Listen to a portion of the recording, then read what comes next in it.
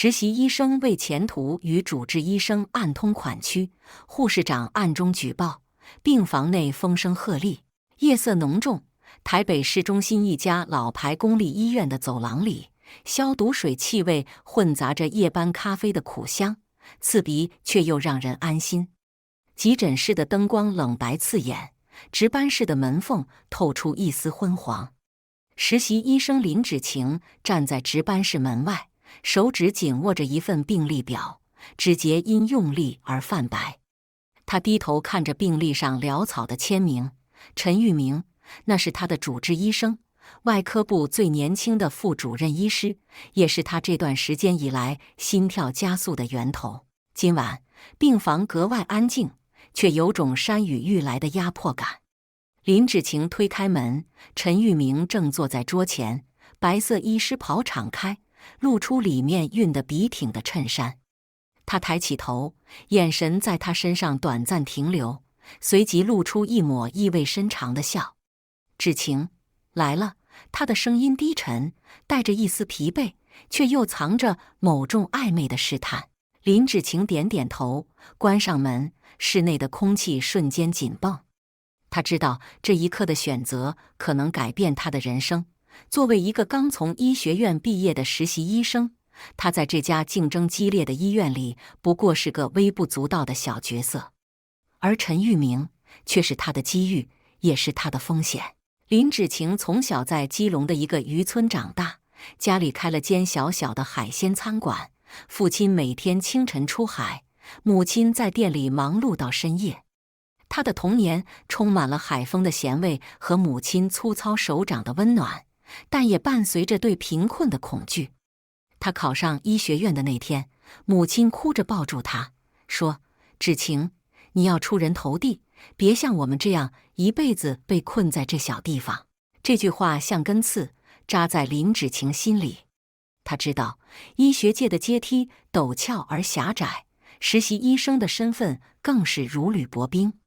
台北这家医院是他的第一战场，实习结束后能否留院成为住院医师，决定了他是否能实现母亲的期望。而陈玉明是他通往成功的捷径。陈玉明35岁，英俊自信，外科手术台上总是冷静如机器。他的履历堪称完美，台大医学系毕业，美国进修2年，论文发表在国际期刊上，连院长都对他另眼相看。但私底下，他有另一面，对权力与欲望的追逐从未掩饰。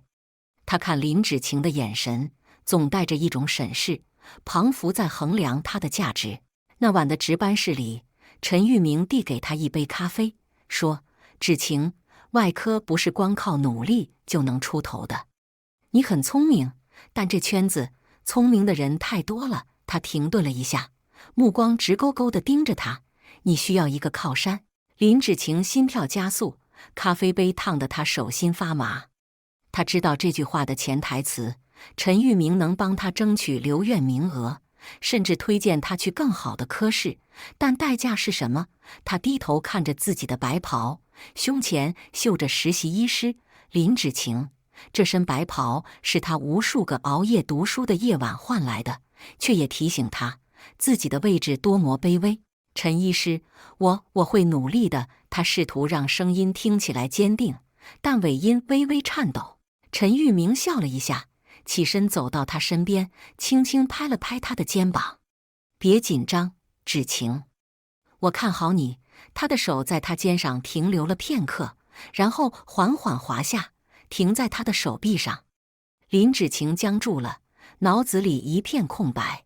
病房另一头，护士长张秀兰正站在护理站，整理当晚的交班记录。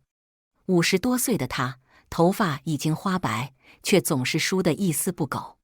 她在这家医院工作了30年，见过无数医生、病人、家属，也见过太多人心背后的算计。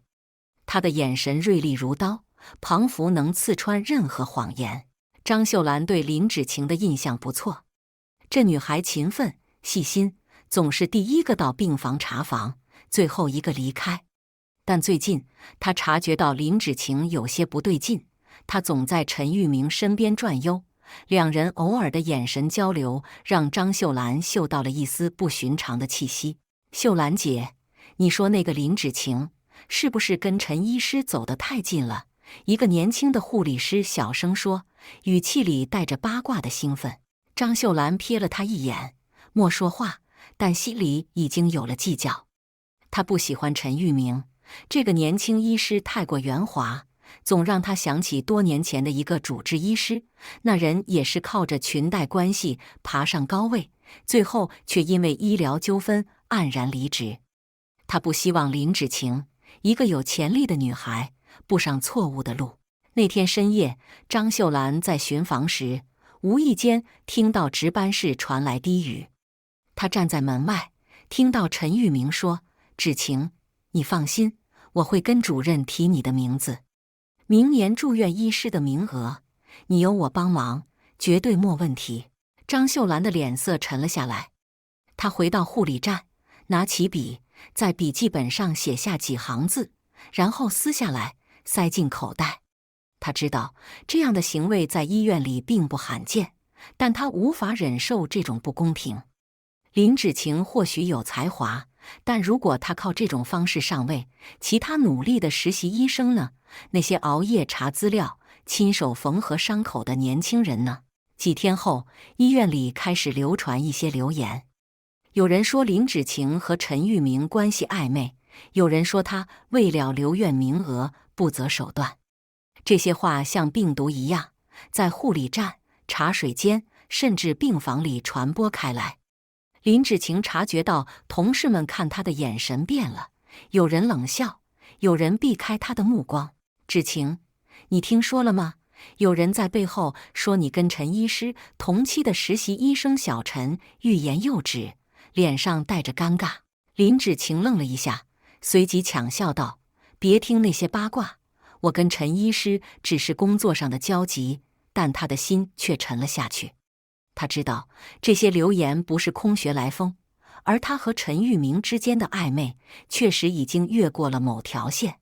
陈玉明似乎并不在意这些流言，他依然在手术室外对他微笑，依然在值班时找机会跟他独处。但林芷晴开始感到不安，她想要的是事业的成功，而不是成为别人口中的笑柄。与此同时，张秀兰的举报信已经悄悄送到了院长办公室。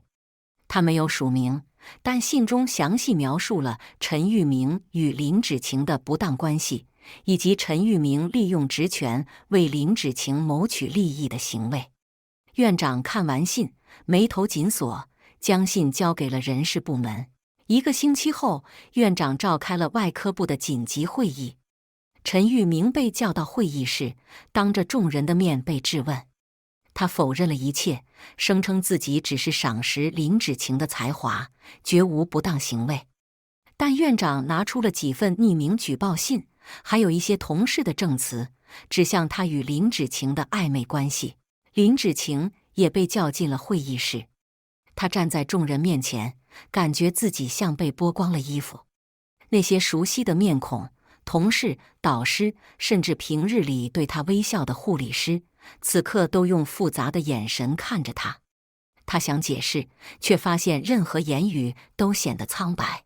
林芷晴，你有什么要说的？院长的声音冷静而威严。他低着头，喉咙像被什么堵住。我只是想做好我的工作。他的声音几乎听不见。会议结束后，陈玉明被暂停职务，等待调查。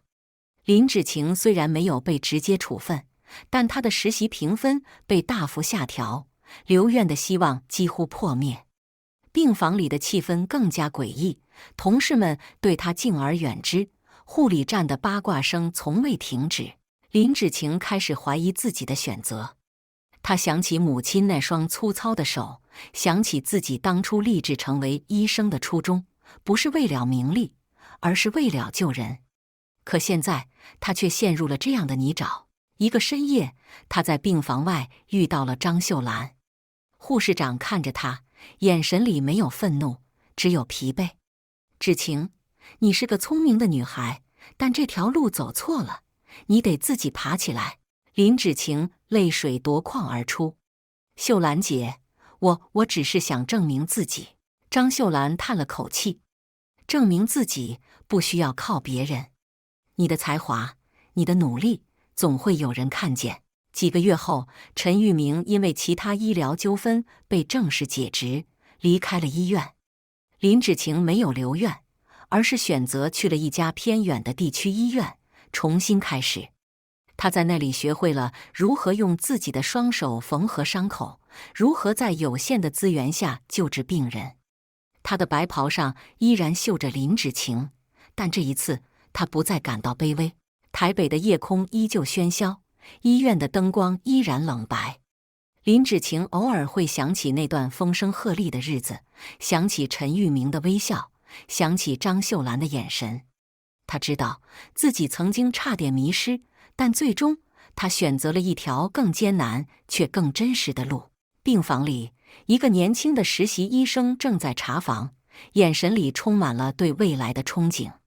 林芷晴看着他，笑了笑，然后转身走进手术室。她的白袍在灯光下闪着微光，像是一种救赎。